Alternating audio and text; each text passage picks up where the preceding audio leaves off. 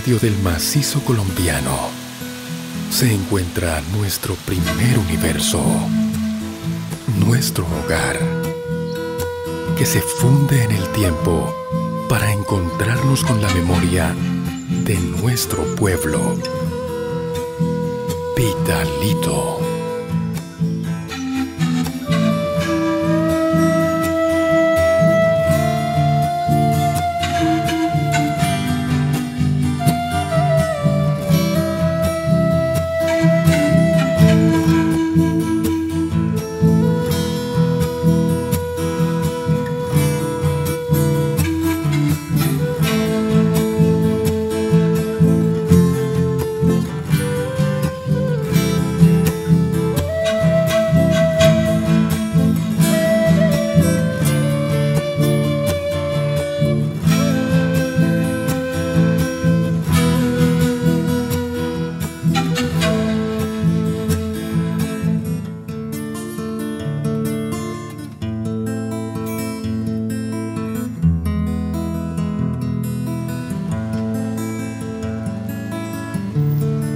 ¿Quiénes somos?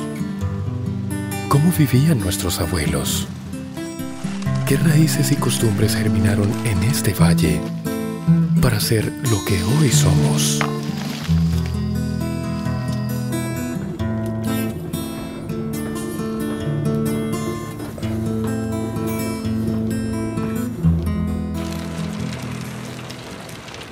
Pitalito era un pueblo de calles polvorientas, era un pueblo tranquilo. No había sino 4 callecitas nada más. No era sino la quinta y la sexta, lo que rodeaba ahí el parque. Pitalito era muy frío, bastante frío era. La gente salía al pueblo con ruana, hasta sin zapatos, porque no se usaban zapatos la otra vez. Una que otra bota de caucho. La manera como uno vivía acá en un pueblo tan tranquilo, nosotros salíamos, por ejemplo, a coger las guayabas de Pitalito en los potreros, ¿no? Eso era una maravilla, uno subía a los árboles de guayaba, también tenían ahí musgo, tenían bromelias, tenían orquídeas. Con gente supremamente pacífica, laboriosa, honesta. Todo lo que uno ve, observa en el paisaje, uno es parte del paisaje y uno se tiene que integrar al paisaje. Eso nos lo enseñan las culturas precolombinas. Como todas las historias, se construyen con los procesos de los pueblos. Y esta historia la seguiremos construyendo con esas bases y ese legado que nos dejó la nación Yalcón.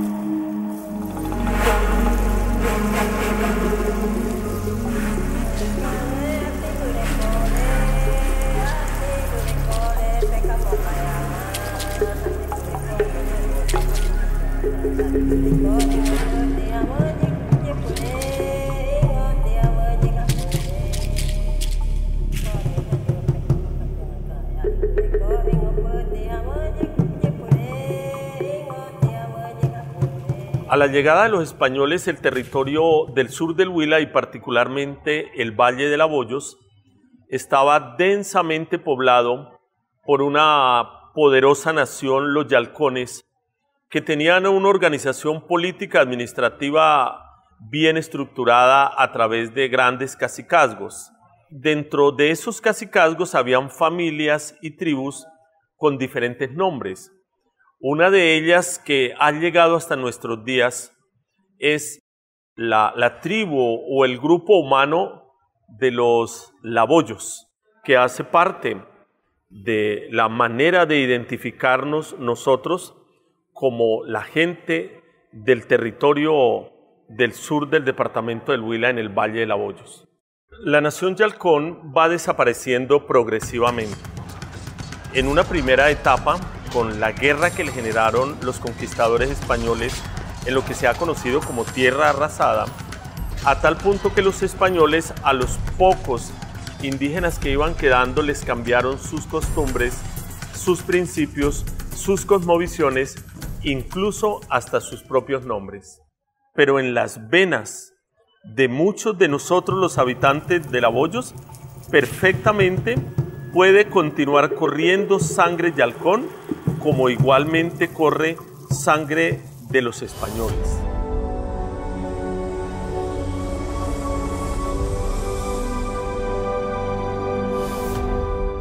La hacienda Laboyos nace en el contexto de lo que llamamos periodo monárquico, específicamente en el siglo XVII, en la villa de Timaná, y sus propietarios van a ser Agustín Valderrama y Francisca Calderón.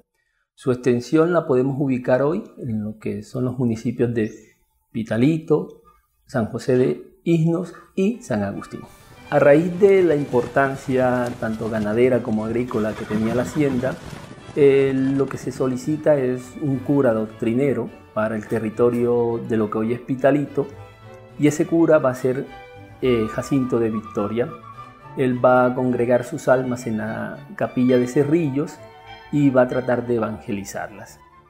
En este contexto surge, digamos que Pitalito, ¿sí? Eso fue en 1817, y en 1818 llega el cura José Hilario Sierra, quien va a ser el arquitecto del pueblo, quien funda la capilla de San Antonio de Laboyos, que a su vez va a ser la viceparroquia atada a San Agustín en la parte religiosa.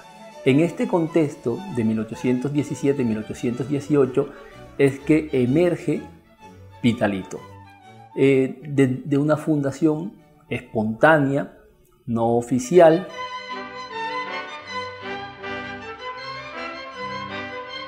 Pitalito tendrá que aplazar una independencia administrativa hasta 1821, cuando José Ignacio de Cabrera asuma como alcalde. Posteriormente, Pitalito pasa a ser parroquia y se desliga de San Agustín, adquiriendo su independencia religiosa. Catarina Artunduaga será la persona que donará los terrenos donde se construirá la casa cural y otras edificaciones de Pitalito cuando se desempeñaba como cura de la parroquia de San Antonio Jerónimo de España. La hacienda Laboyos va a tener muchos propietarios a lo largo de su historia, pero uno de los más importantes va a ser José Hilario López, un personaje distinguido de Colombia, quien fue presidente de la Nueva Granada y que además de eso le va a imprimir una dinámica productiva agrícola a la hacienda a lo largo del siglo XIX. La hacienda tenía una extensión enorme, tanto así que sus linderos eran tres importantes accidentes geográficos: el río Guarapas, el río Huachico y el río Magdalena.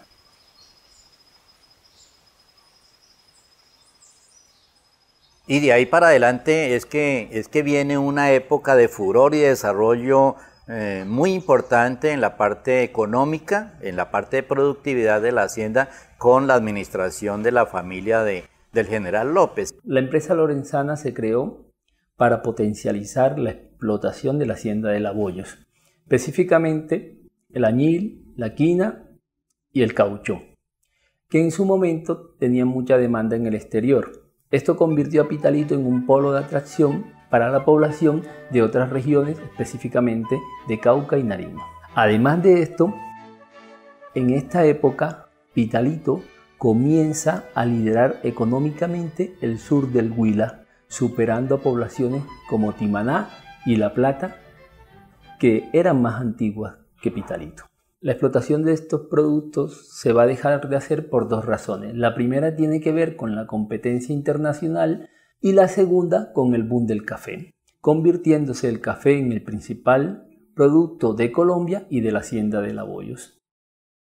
Leonidas Lara llega a finales del siglo XIX a la hacienda de Laboyos y le va a imprimir otra dinámica a esta y por ende a Pitalito. ¿Qué va a hacer este? Va a firmar unos contratos de arrendamientos con los campesinos de la región que tienen como objetivo potencializar el café como producto agrícola. Porque entonces ya la caficultura no era poquito. ya se comenzó a producir en cantidad. Y entonces por eso se crearon estos secaderos o beneficiaderos de café en su momento, que fueron 2 en nuestra región, en la Gran Hacienda La Bollos. El campesino tenía de 4 a 15 años para sembrar aproximadamente de 100 a 1000 árboles.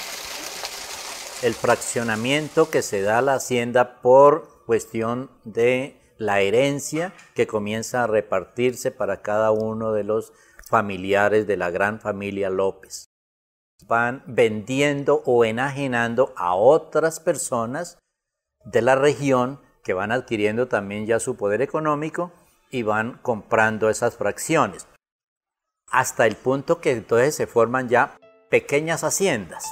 Y esas haciendas, algunas de ellas eran muy ricas precisamente en la producción de café. La llegada de la Guerra de los 1000 días trajo muerte y desolación a muchas familias que dependían de la hacienda La Bollos, llevando a la desvinculación del visionario Leonidas Lara y su dueño Ricaute López, originando así el decaimiento de la hacienda.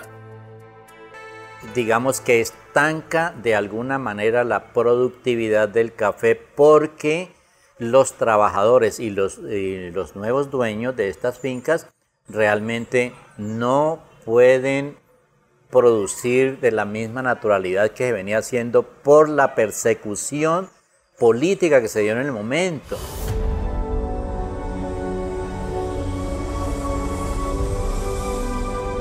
Hacia los años 60 y aproximándonos a los 70, Pitalito era un municipio bastante pequeño.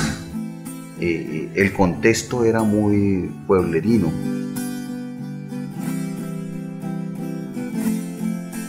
Anteriormente la placita de Pitalito era allí donde es hoy el parque, pero era una placita muy reducida, pequeñita. Todo lo que es el Valle de La Bollos era una zona complicada en sus terrenos en cuanto al agua. Es decir, había demasiada humedad, demasiada laguna. La parte alta era esto, el centro, lo que estaba construido. La carrera cuarta estaba llena de sitios de comercio, almacenes, peluquerías, habían tienditas, habían cacharrerías. Me acuerdo que era un almacén de unos turcos que traían una ropa, unas telas muy bonitas. Estaba la señora que le cosía a uno la ropa, o sea, todo era así tan... Era una cosa tan sentida y todos nos relacionábamos. La gente del campo, los señores que llegaban con sus caballitos y sus carguitas de comida, bajaban sus rones, los colocaban en el suelo, amarraban el caballito en el arbolito que había allí al ladito. Había mucha gente que venía diariamente, iba al campo y regresaba con su caballo, y allí estaba la pesebrera, claro, que era el hotel del caballo prácticamente, donde estaba la canoa, y había en el solar de la casa una mata de caña, o había una mata de pasto para darle pasto a los caballos. Entonces eso fue algo como muy tradicional en las familias laboyanas, y la gente entraba era por la puerta de la casa principal a caballo. Y de aquí pues eran muy pocas las personas, las señoras que sacaban sus productos. Yo recuerdo que eran como unas 4 o 5 las que competían con mi mamá. Eran bateadas de pan de maíz, pan de trigo, la galleta de panela que ahora es la cuca que la llaman.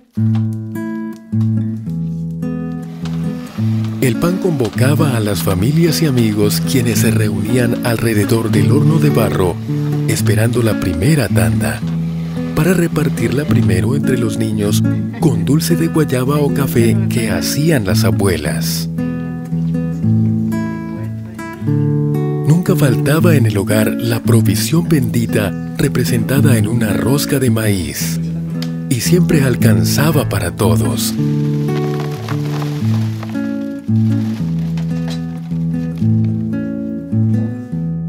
Y el otro día pues todo el mundo traía café molido para vender, y vendían por cucharadas, por bolsas, por de todo. Entonces venían, y no solamente el mercado era de las veredas incluso de Timaná, venían para acá, de Oporapa, de Salado Blanco, de Elías. Todo eso le da un carácter de casi que importancia en la zona. La mayor parte de familias vivían en la zona rural de Pitalito. En total eran 31.686 personas concentradas en su área rural. El Pitalito que está en mis recuerdos tiene la Escuela Central de Niñas, el Colegio de la Sagrada Familia, el Colegio de la Presentación y la Escuela Normal. Esos eran los colegios que habían en Pitalito, además la Escuela de Varones Víctor Manuel Meneses. El impulso educativo en Pitalito dio inicio en 1894 con el arribo de las Hermanas de la Presentación, el cual fue todo un acontecimiento para el pueblo, pues nunca habían visto un carruaje y una vestimenta tan pintorescos. Pitalito también contaba con el Colegio San Antonio, cuyas instalaciones dieron paso en 1950 a la Escuela Normal Nacional de Varones, fruto de una osada comisión de hombres del pueblo, quienes propiciaron la fundación del primer colegio oficial de bachillerato de Pitalito. Con el uniforme gala, todos los domingos era obligación ir a misa a las 8 de la mañana. El colegio transmitió los valores de una sociedad que era tradicional, lógicamente, tradicional.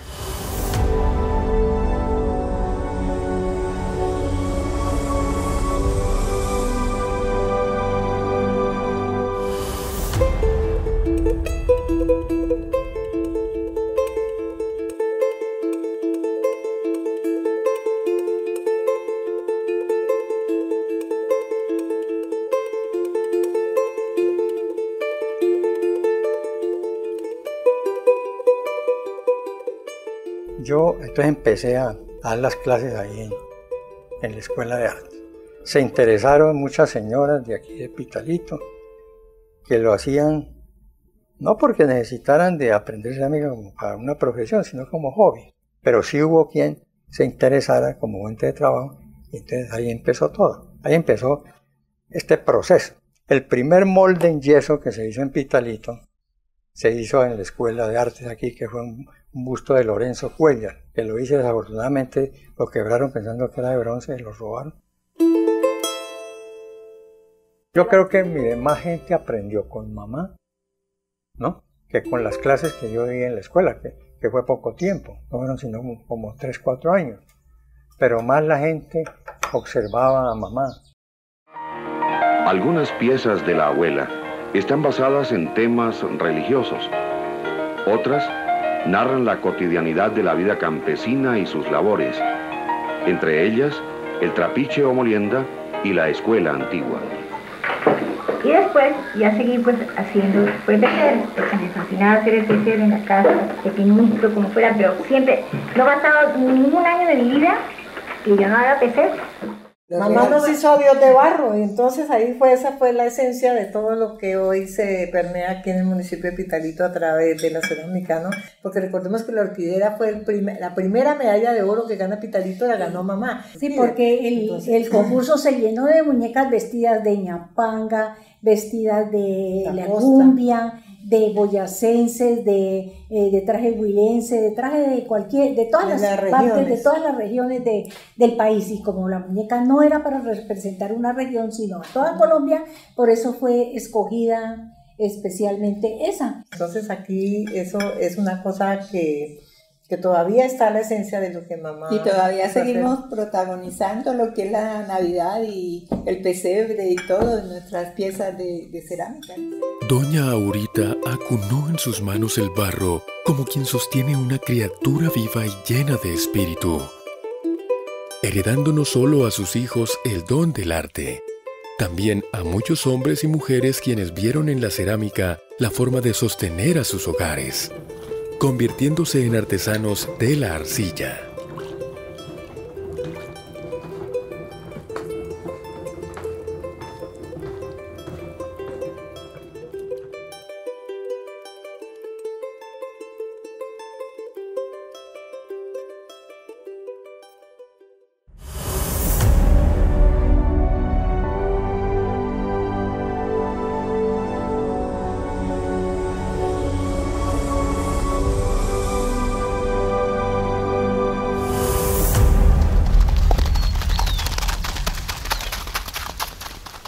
La necesidad de adiestrar los caballos, pues lógicamente se crea por la importancia que nosotros teníamos por los mismos pies de cría que teníamos en los caballos, por el número de ejemplares, por el número de criaderos y por la afición. Entonces, pues todo el mundo cuando comenzaron a hacer las ferias fue porque se quería saber que hubiera una competencia para saber quién tenía los mejores caballos y la gente también iba comenzando a hacer fomento, iban a ir mejorando los criaderos. Y ahí se vio la necesidad de crear las ferias, exactamente, que fue lo que se inició allí en la carrera cuarta cuando era destapada.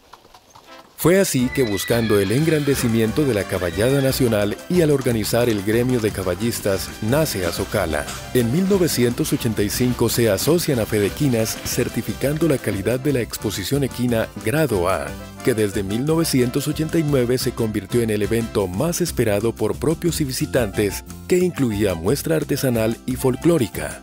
Entonces eso fue muy importante, ese paso, y fue prácticamente lo que partió la historia en dos de lo que ha sido la feria tradicionalmente en la ciudad de Pitalito, que se desarrolla en el mes de noviembre. Comenzaba con la alborada al son de tiples y cantos de rajaleñas, anunciando con escándalo de pólvora y canción las fiestas reales, como le decían al festival folclórico, reinado cívico y el de la guayaba. Era el año del 62. Tenían su marranito para compartirlo en una sola parranda, que iniciaba con la orquesta en el parque tocando hasta el amanecer. El siguiente año coronamos a Nora Peña, quien nos representó en Neiva, teniendo a Jorge Villamil como su maestro de baile. Pero sería hasta el 71 con Rosana Bahamón que ganaríamos la corona departamental y la de princesa nacional.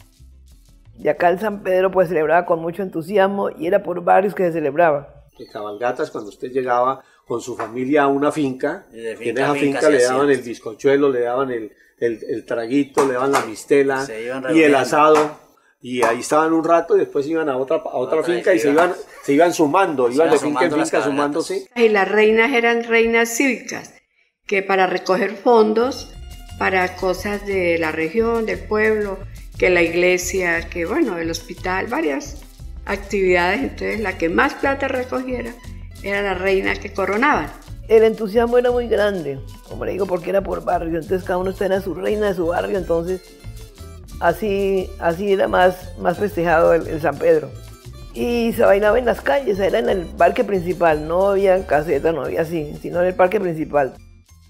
El despertar anunciado era alucinante, pues las fiestas cívicas y religiosas tenían su alborada con la banda Santa Cecilia, quienes revivían al son de bandolas y canción las tradicionales fiestas sanpedrinas, encabezadas por sus virtuosos directores José Ignacio Olave y Efraín de Victoria, quien la dirigió por 20 años. El deleite de la sociedad laboyana fue la Orquesta de los Vinasco, que desde 1967, a punta de porros y ritmos caribeños, se quedaron en la memoria del pueblo con sus serenatas. Su trayectoria musical solo duró 5 años, en el que llevaron en alto el nombre de Pitalito. En 1961, nace Alma Huilense, del genio compositor José Ignacio Olave, creada para divulgar y difundir la música autóctona colombiana. Todos sus temas inspirados en el amor por su región, con los que conquistó el corazón y el alma de quienes compartieron momentos de parranda, al son de joropos, bambucos y la alegría de sanjuaneros. Poco a poco van llegando más músicos ya de academia. Yo recuerdo aquí que con la llegada del profesor Eduardo Rojas también hubo un gran impulso para la música en Pitalito. Y ya después, pues manejando Alma Huilense, a mi papá dijo, bueno, hágale usted Alma Huilense. Y ellos tocaban y nosotros bailábamos la música de ellos. Ahí estaba Fiverr, ya el Grupo Libertad estaba integrando allí también. Tocaba con mi papá allá y mis hermanos. El amor y la entrega por la música fue heredada por su hijo Fiverr Olave, director del Grupo Libertad, quien ha impulsado la música andina a través de la formación de niños y jóvenes que han adoptado este género musical como propio y hoy son grandes exponentes de nuestra cultura. Eres mi tierra la boyana, mi valle donde yo nací. Eres mi tierra.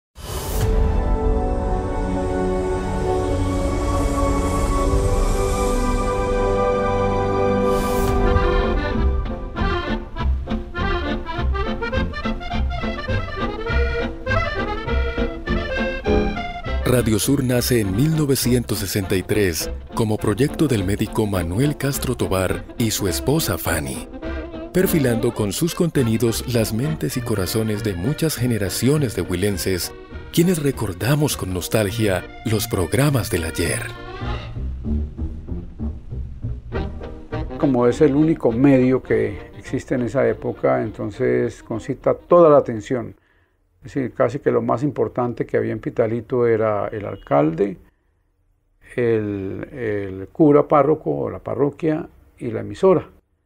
Entonces, sin lugar a dudas, Radio Sur fue una emisora que contribuyó considerablemente a la formación cultural e intelectual de los laboyanos. Transmite Radio Preferencial. Corría el año del 83 cuando sale al aire Preferencial Estéreo, como proyecto del radioaficionado Ricardo Ayerbe, quien con el apoyo de su padre Eliezer promovió campañas cívicas y sociales que mitigaron las necesidades de la comunidad. Está informando el noticiero Momento Regional. Siendo las 10:24 de la mañana, un fuerte sismo sacudió a Pitalito. Se siguen reportando muertos y heridos. La torre de la iglesia de San Antonio está gravemente averiada.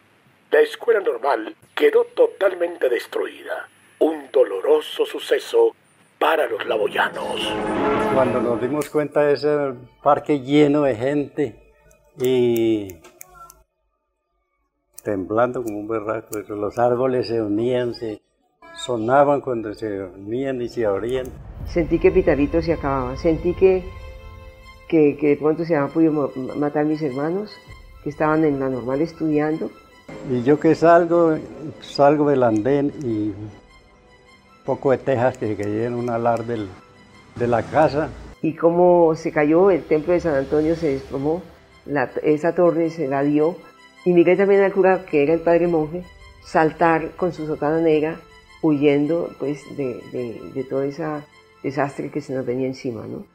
Y en ese movimiento fue donde cayó tanta casa, y cayó la torre, y cayó tanta cosa. Y salí corriendo hacia la normal.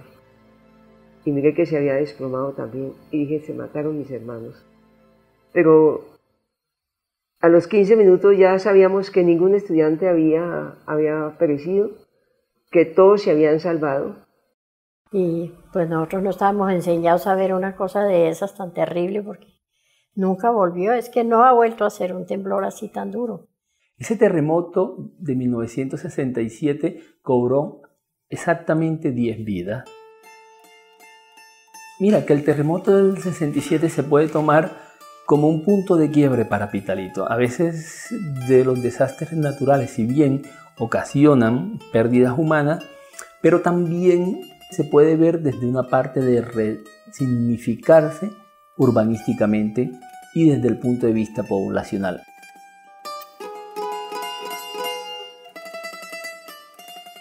En la época de la alcaldía de Héctor Polanía Sánchez, se pavimentaron las calles, después se abrió la avenida Pastrana Borrego en el año 70, se construyó el Hotel Timanco, se hizo el centro artesanal, se construyó el barrio El Jardín. Pues aquí realmente comenzó, en esa época había mucho turismo, ¿no?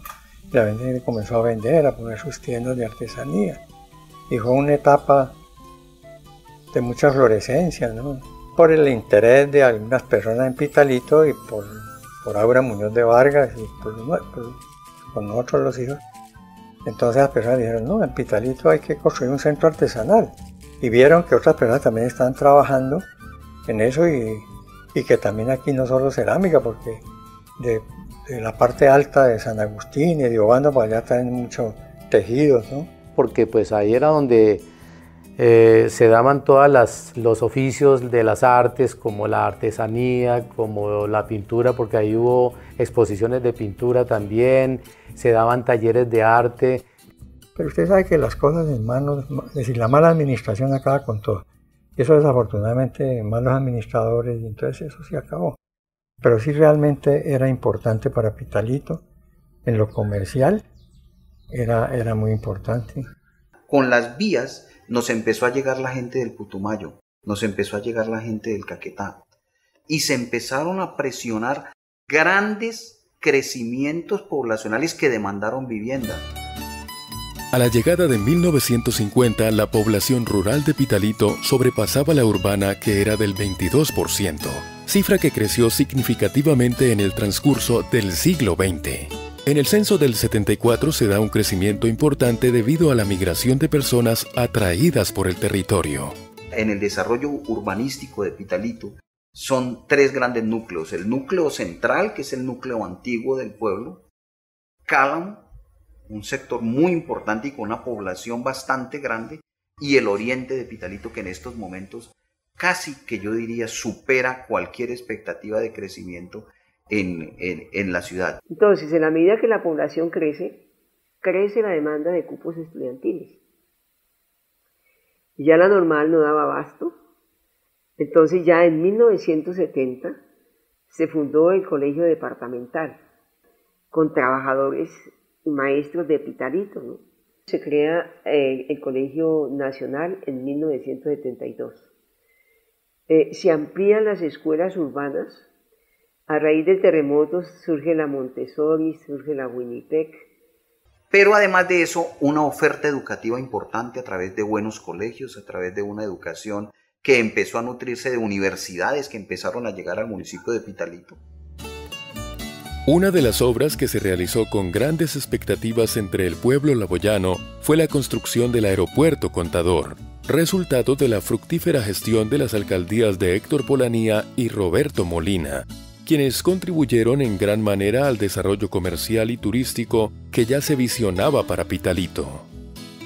A este esfuerzo se unieron concejales y muchos otros voluntarios, quienes, impulsados por el amor a su región, promovieron a lo largo del tiempo construcciones como el Hospital Departamental San Antonio, el Palacio de Justicia y la apertura de carreteras como Pitalito-Mocoa. El crecimiento urbano al final del siglo XX fue muy positivo, pero sería hasta el 2005 que evidenciaríamos ese crecimiento acelerado de la zona urbana en contraste con la rural. Él a nivel vial tenía dos ideas, y era un anillo vial interno que permitiera la circulación rápida por el centro del municipio sin congestiones viales, y un anillo vial externo que era la gran vía que encerraba el casco urbano para que por ahí fluyera el gran transporte público intermunicipal, interdepartamental y pesado para que no pasara por el centro de la ciudad. En este momento los dos anillos están superados, pero con suficiencia, por el crecimiento de la población.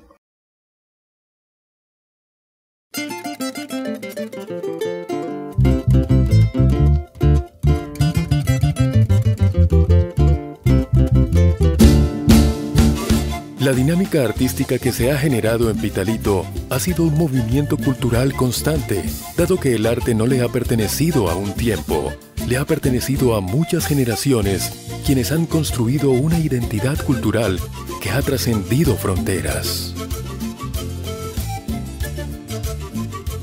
Fíjese cómo eso, toda esa apropiación del paisaje para la cultura. Hay una canción muy linda acá que mamá nos la cantaba, que decía: ella me dijo que me quería cuando florearan los arrayanes. Entonces toda esa interrelación con la naturaleza para el poeta, para el músico, para la danza, para el amor, eso todo estaba integrado allí, ¿no? Y yo creo que ese nutriente que había a sus alrededores, de los ríos, de los guaduales, de esa naturaleza todavía nutrida, muy espesa todavía, hacía que uno se volviera un aventurero de todo esto, ¿no? Y esas cosas se iban grabando en la mente, se iban grabando y se iban formando como historias que se estancaban ahí para ver cuándo iban a surgir. Pero yo creo que eso es parte de lo que es ir gestando el ser artista. La chiva uno la veía como una promesa, como algo que era sinónimo de vida, como de desarrollo, de fraternidad. La chiva estaba llena casi que de una fascinación en torno a los campesinos, porque era más fácil que andar con su caballo o con su mula. Mamá en la obra de la chiva dice que la chiva repleta de 1000 parroquianos es un ramillete de seres humanos. A mí me pasó de pequeño tener, por ejemplo, escuchar o conocer o ver la obra de Doña Aurita de Vargas en una vitrina y después verla en televisión. Yo decía, ¿cómo así es la misma persona? o el mismo señor que me dictaba clases, que era don Teófilo Carvajal, después leerlo en El Espectador, y te acostumbras a que son tan grandes, pero están contigo ahí. Creo que el principal formador y el principal mentor en cuanto a las letras en Pitalito fue don Teófilo, porque no solamente era lo que él hacía, sino lo que daba por el hecho de ser maestro. Pero necesita uno una persona que mete esa chispita, y llegó el maestro Valencia, que era un gran artista, un artista de Academia Europea, y comenzó a darnos también esa fuerza a los que estábamos muy pequeños, pues comenzamos a ver sus procesos de pintura, cómo se iban dando, y eso era fascinante. Yo te digo, por ejemplo, yo no soy el origen en la literatura, yo soy la continuación, porque antes de mí estuvo Isaías Peña, estuvo Benur Sánchez, estuvo Antonio Correa. Ellos se fueron y quizá la gente los olvidó y las nuevas generaciones los olvidaron, porque ellos se fueron porque las condiciones eran otras. El chico tiene ahora de dónde escoger y a dónde ir a empezar ese gusto que tenga por pintura, por literatura, por música, por danzas.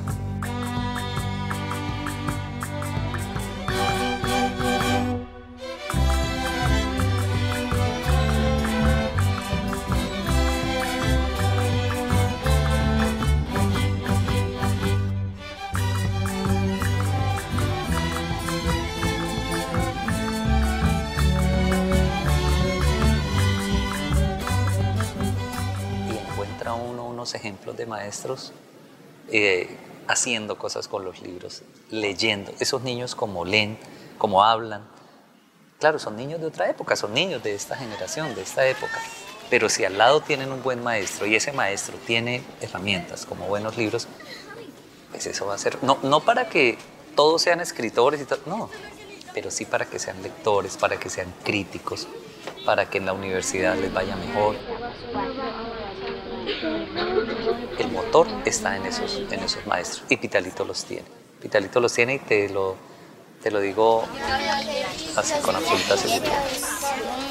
¿De quién estamos hablando? Pues el niño de la otra fila, el cojo. ¿Y tú cómo sabes que se...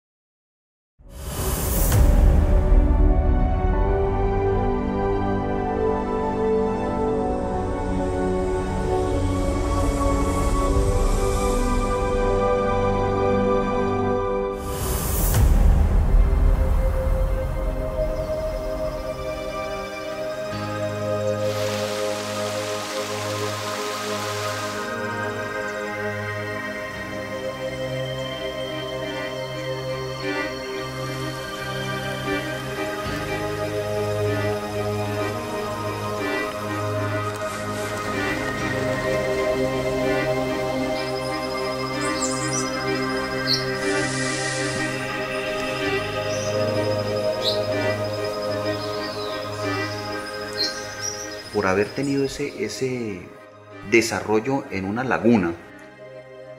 Por ejemplo, la Coneca, si hablamos de los años 60, la Coneca era una gran laguna, pero una super laguna, donde usted encontraba variedades de patos, de micos, de todo eso ha ido desapareciendo.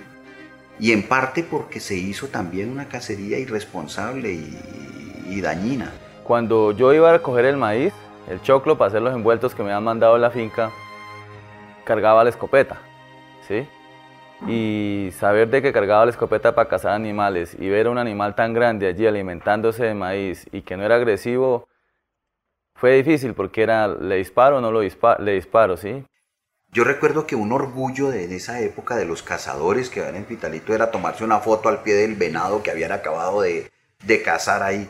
Hoy día usted muestra esa fotografía a una persona joven y dice, no, esto es mucha manada de asesinos, ¿cómo van a matar el venadito que les estaba haciendo? Cuando lo vi de cerca se me erizaron los pelos, o sea, a mí se me erizó la piel y pensé en dispararle, pero al mismo tiempo pensé en observarlo.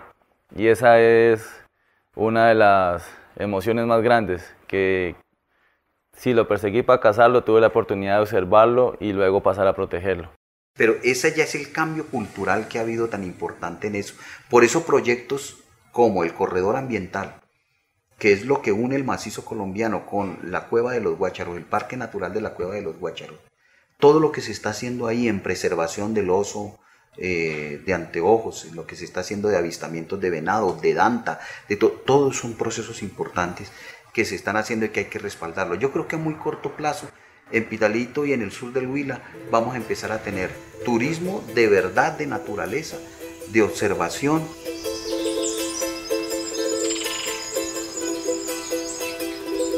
Como campesinos de la vereda del Pensil, decidimos proteger el oso de anteojos.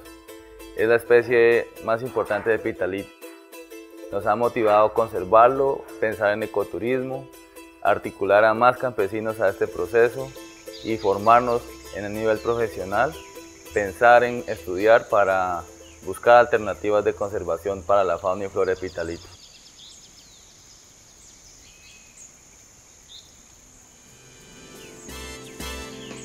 Mi cafetal con flores blancas, aromas abiertas al sol, quiero encontrar verdes chupones que se desgajan, porque otras ramas también deben crecer. La producción cafetera en el municipio de Pitalito es la espina dorsal de la economía y es de alguna manera el producto que permite una dispersión de la riqueza, es decir, de la venta del café, esa plata se distribuye entre quienes colaboran con el proceso productivo. Hay una extraordinaria distribución o dispersión de la riqueza. Pero allí cada cafetero tiene toda una estructura de familias alrededor que ayudan en el proceso de la producción.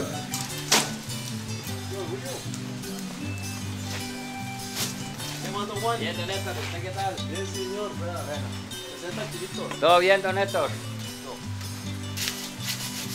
Y la vinculación estrecha de la Federación Nacional de Cafeteros y por supuesto el gran interés, especialmente del cafetero, porque aquí el que le ha puesto el hombro a esta caficultura hemos sido nosotros los cafeteros, los que hemos hecho el gran esfuerzo en medio de la crisis, sostener la productividad y mantener una extraordinaria calidad.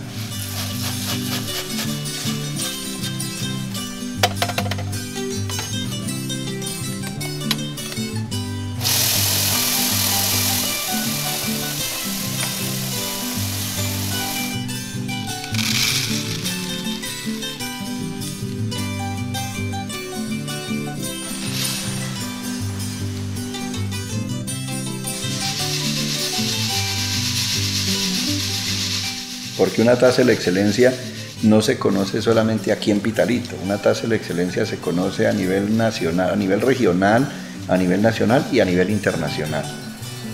Pitalito se ha caracterizado en la segunda década del siglo XXI por el manejo bioseguro y orgánico de gran parte de sus cultivos de café. Fincas certificadas con sellos de calidad le han permitido a los caficultores obtener sobreprecio en el mercado del café, con una producción entre 35.000 y 40.000 toneladas al año, posicionándose como el primer productor cafetero del país.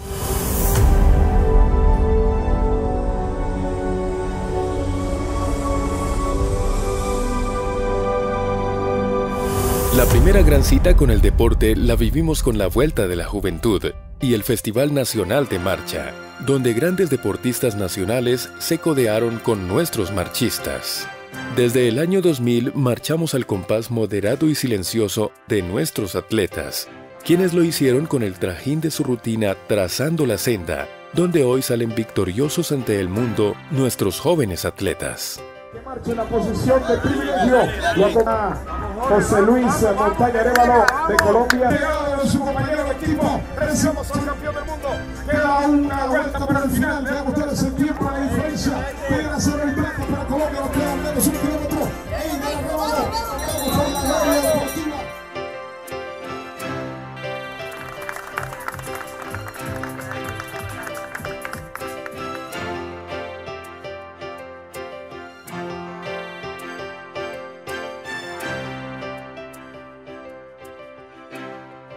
Una persona quiere ser un gran deportista, tiene que ser sujeto a que se va a tener que fracasar muchas veces para poder ser grande.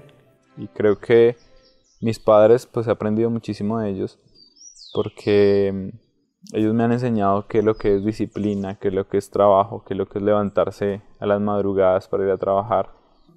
Entrenar para la Villa Higuerón es algo que hacíamos muy consecutivamente con mi papá, con el equipo. Entonces son recuerdos que cuando yo estaba pequeño, yo pasaba por aquí, marchaba, y era más como un hobby de niño, que lo hacía, lo practicaba.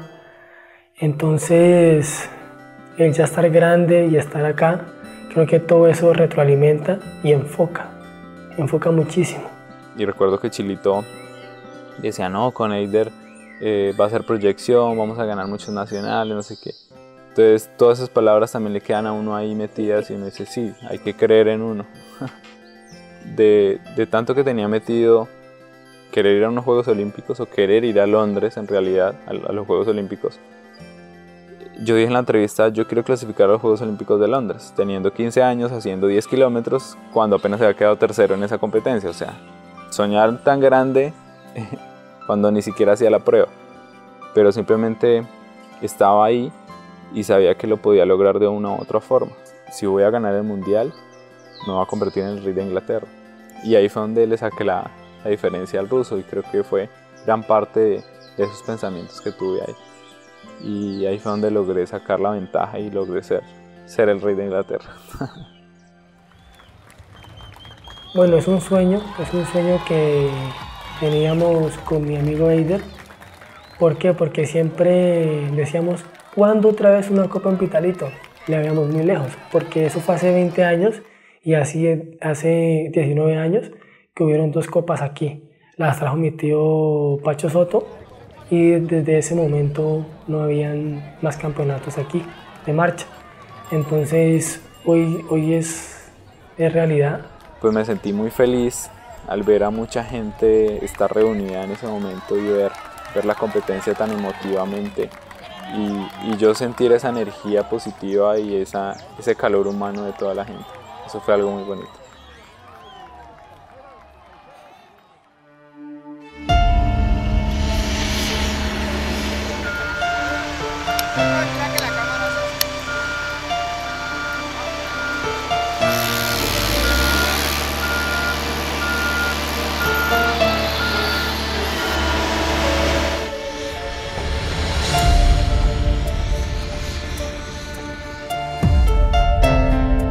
Cuando tú miras la historia de Pitalito desde 1818 hasta nuestros días, te sorprendes. Te sorprendes porque es un pueblo que creció de una manera muy acelerada, a ritmos que no crecieron ninguno de los municipios que estaban a su alrededor, e incluso se podría comparar su crecimiento con ciudades como Medellín, Barranquilla e incluso la misma Cali. Pitalito hacia el futuro es el gran polo de desarrollo del sur de Colombia, ni siquiera del sur del departamento, sino del país. Y eso para nosotros es motivo de orgullo, para nosotros los laboyanos, saber que habitamos un territorio que es referente para una región. Algún personaje histórico dijo que un hombre ama su tierra desde el vaivén de la cuna hasta la inmovilidad del sepulcro. Pitalito es una ciudad espectacular en donde vivir, con todas las dificultades que tenemos, porque tenemos dificultades de crecimiento como ciudad. Crecer es doloroso, pero sigue siendo la mejor opción. Un clima envidiable, unas gentes que tienen una característica muy especial, ser un municipio abierto, de puertas abiertas. Por eso aquí puede llegar gente de todo el país y es bien recibido y nos ayuda a sacar este municipio adelante.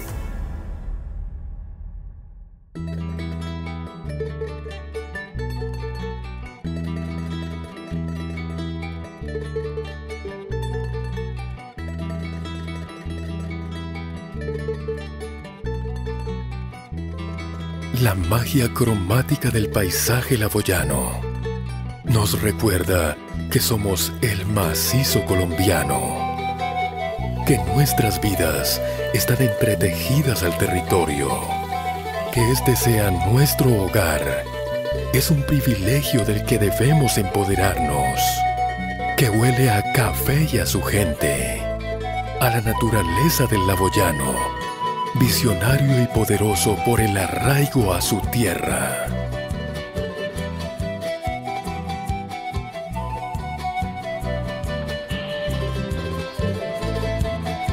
Porque Pitalito y sus 14 municipios de su alrededor encuentran acá la mejor atención, la mejor.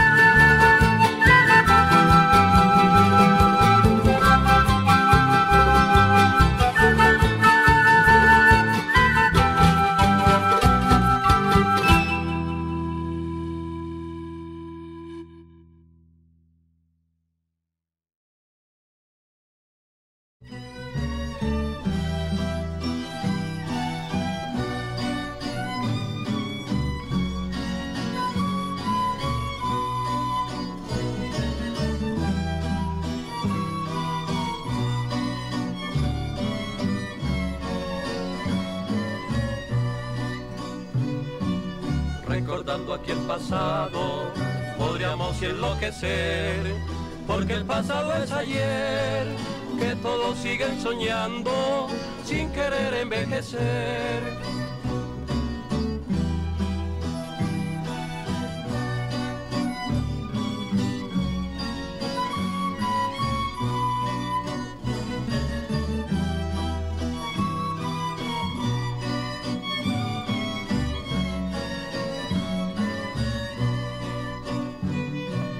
Muchos dueños hoy de hogar que vivieron la alegría, mas hoy no pueden soñar, ni en la noche ni en el día, porque tienen su penar. Tienen muchas vidas lejanas, escogieron nuevo camino, oscuras son sus mañanas.